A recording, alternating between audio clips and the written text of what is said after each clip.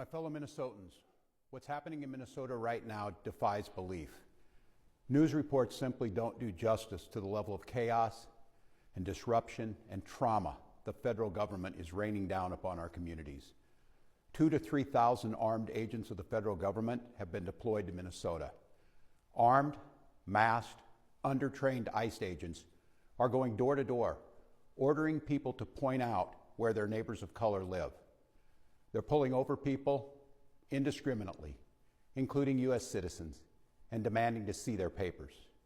And at grocery stores, at bus stops, even at our schools, they're breaking windows, dragging pregnant women down the street, just plain grabbing Minnesotans and shoving them into unmarked vans, kidnapping innocent people with no warning and no due process. Let's be very, very clear. This long ago stopped being a matter of immigration enforcement. Instead, it's a campaign of organized brutality against the people of Minnesota by our own federal government. Last week, that campaign claimed the life of Renee Nicole Good. We've all watched the video. We've all seen what happened.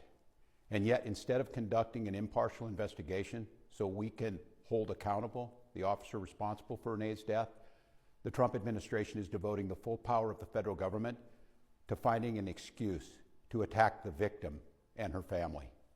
Just yesterday, 6 federal prosecutors, including the longtime career prosecutor leading the charge to investigate and eliminate fraud in our state's programs, quit their jobs rather than go along with this assault on the United States Constitution. But as bad as it's been, Donald Trump intends for it to get worse. This week, he went online to promise that, quote, "the day of retribution and reckoning is coming." That's a direct threat against the people of this state, who dared to vote against him 3 times and who continue to stand up for freedom with courage and empathy and profound grace. All across Minnesota, people are stepping up to help their neighbors who are being unjustly and unlawfully targeted. They're distributing care packages and walking kids to school and raising their voices in peaceful protest, even though doing so has made many of our fellow Minnesotans targets for violent retribution.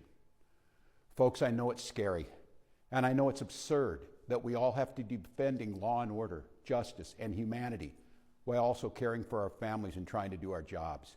So tonight, let me say once again to Donald Trump and Kristi Noem, end this occupation.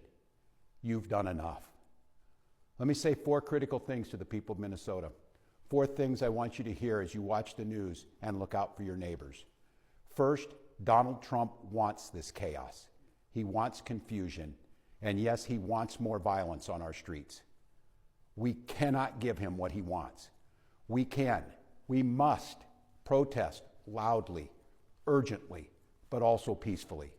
Indeed, as hard as we will fight in the courts and at the ballot box, we cannot and will not let violence prevail.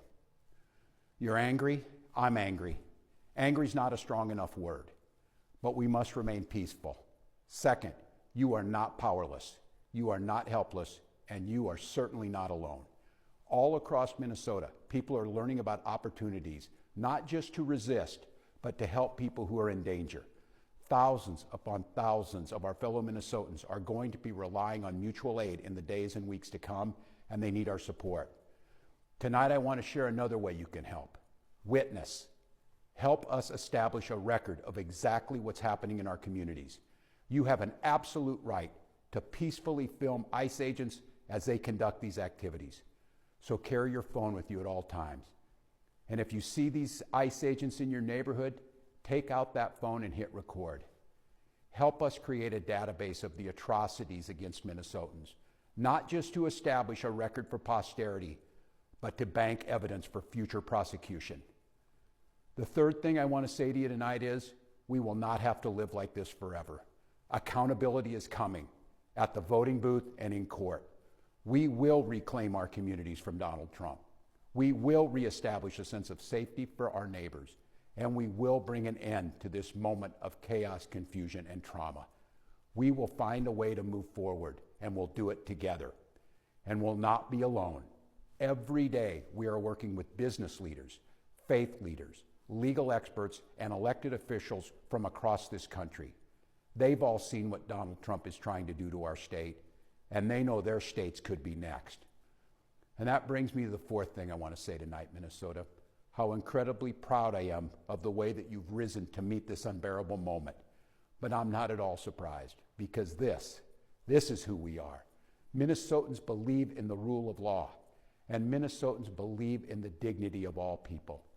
We're a place where there's room for everybody, no matter who you are or who you love or where you came from. A place where we feed our kids, we take care of our neighbors, and we look out for those in the shadows of life.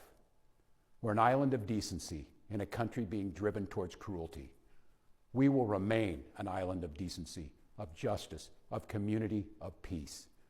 And tonight I come before you simply to ask, don't let anyone take that away from us.